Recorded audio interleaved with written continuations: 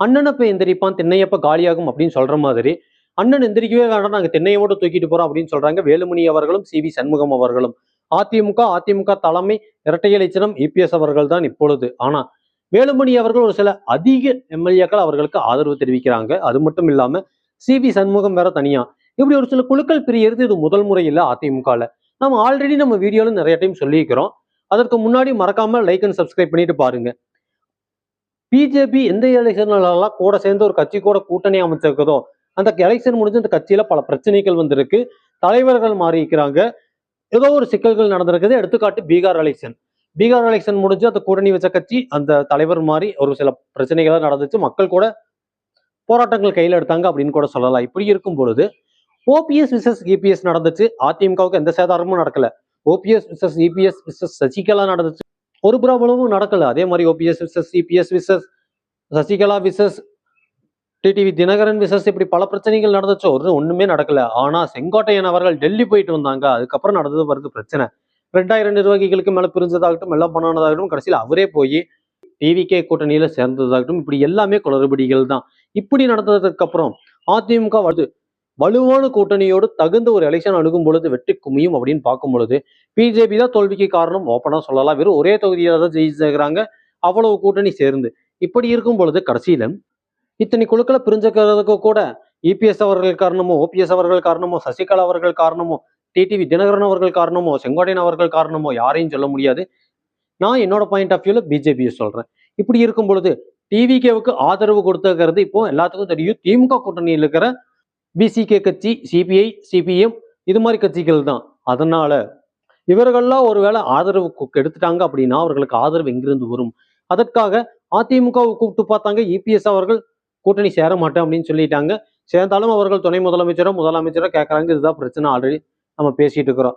அதனால அதுல இருந்து ஒரு குழுவை பிரிச்சுட்டு போய் வேலுமணி அவர்கள் டிவிகே கட்சிக்கு சப்போர்ட் பண்றதுக்கான வாய்ப்பு அதிக அளவுல இருக்கு. சி.வி. சண்முகம் அவர்கள் எதற்காக பிரிக்கிறார்கள் அப்படின்னே தெரியல. இப்படி பிரிஞ்சு நிற்கும் பொழுது இபிஎஸ் அவர்கள் திரும்பவும் தனியா நிற்பாங்க. போன எலெக்ஷன்ல மூவேந்தர்கள் வெளியே போனார்கள் அப்படின்னு சொன்னோம். ஓபிஎஸ் அவர்கள், இபிஎஸ் அவர்கள், டிடிவி தினகரன் அவர்கள் பிரிஞ்சு போனாங்கன்னு சொன்னோம், வாக்கு வங்கி குறைஞ்சது. இந்த டைம் வேலுமணி அவர்கள் இப்படி எல்லாரும் பிரிஞ்சு போயிட்டாங்க, வாக்கு வங்கி குறையுமா குறையாதா அப்படிங்கிறது ரெண்டாவது. முக்கியமான இடத்துல முக்கியமான ஆளுகளுக்கு பவர் இருக்கும் பொழுது அவர்களெல்லாம் பிரிஞ்சு போனா கண்டிப்பா அதிமுகவுக்கு பாதகம் தான். இருந்தாலும் கூட இந்த பிரச்சனையை சால்வ் பண்றதுக்கு முடியுமா அப்படின்னு கேட்டா கண்டிப்பா நிச்சயம் முடியும். 2 பேர் நினைச்சா முடியும். 1 திமுக, 2 சசிகலா அவர்கள். இவங்க 2 பேர் நினைச்சா அதிமுகவை திரும்ப பழையபடிக்கு கொண்டு வர முடியும். அதுவும் இபிஎஸ் அவர்களோட தலைமையிலேயே. திமுக, அதிமுக திராவிட கொள்கை, இந்த திராவிட கொள்கையை தமிழ்நாட்டில் ஒழிக்கணும் அப்படிங்கிறது தான் பிஜேபி அவர்களோட ஒரு எய்ம். ஆர்எஸ்எஸ் கொள்கையை தான் கொண்டு வரணும். இப்பவே சைலண்டா டிவிக்கே ஜெயிச்சுதான் அதிமுக ஜெயிக்குமா, திமுக ஜெயிக்குமா, பெரும்பான்மை நிரூபிக்குமா முடியுமா டிவிக்குனால, இப்படி பலபடி பேசிட்டு இருக்கும் பொழுது மும்மொழி கொள்கையை கொண்டு வந்து இம்ப்ளிமெண்ட் பண்றதுக்கான முழு முயற்சியில் இருக்கிறாங்க பிஜேபி. இப்படி இந்தியை திணிக்கிறதுக்கு முழு முயற்சி மறைமுகமா எடுத்துட்டு இருக்கும் பொழுது இந்த சூழ்நிலையில அதிமுகவை உடச்சுட்டாச்சு. அடுத்த எலெக்ஷனுக்கு போய் நிற்கும் பொழுது வெறும் இபிஎஸ் அவர்கள் மட்டும்தான் இருப்பாங்க. வேலுமணி அவர்கள் எல்லாருமே வந்து டிவிக்கு போகிறதுக்கான வாய்ப்பு இருக்கு.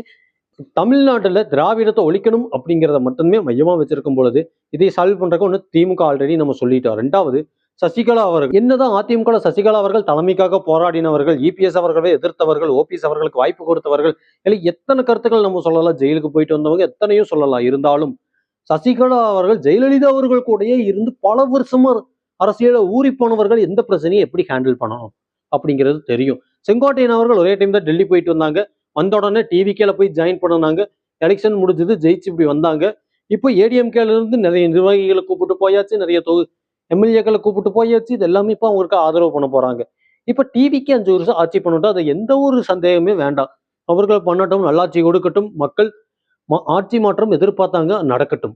அது இப்போ பிரச்சனை இல்லை. ஆனா அதிமுக கட்சியை உடைக்கிறதுக்கு பிஜேபி யாரு, இல்ல வேலுமணி அவர்கள் யாரு, இல்ல சி.வி. சண்முகம் யாரு, இதுதான் மிகப்பெரிய கேள்விக்குறி. அதிமுக தொண்டர்கள் இரட்டை இலை சின்னம் தலைமை தனியா இருந்தாதான் என்ன, திமுக தலைமை தனியா இருந்தா என்ன? இதே மாதிரி தான் ஒவ்வொரு கட்சிக்கு நான் கேட்கறேன். நாம் தமிழர் கட்சி அது வாட்டுக்கு இருந்தா என்ன, இல்ல தாவேக்கா தனியா ஆட்சி செஞ்சுட்டு அவங்களோட வேலையை பார்த்துட்டு இருந்தா என்ன? இப்படி 3வது ஒரு கட்சி வந்து ஒரு மாநிலத்துல ஒரு கொள்கையை ஒழிக்கணும் அப்படின்னு ஒண்ணு பண்றது சரியா? அதுவும் இந்தி திணிப்பு, மும்மொழி கொள்கையை உள்ள கொண்டு வர்றது, இப்படி ஒரு சில திட்டங்களை மாற்றுறது, ஒரு சில தமிழ் திட்டங்களுக்கு இந்தியில பேர் வைக்கிறது, இதெல்லாம் எதுக்கு?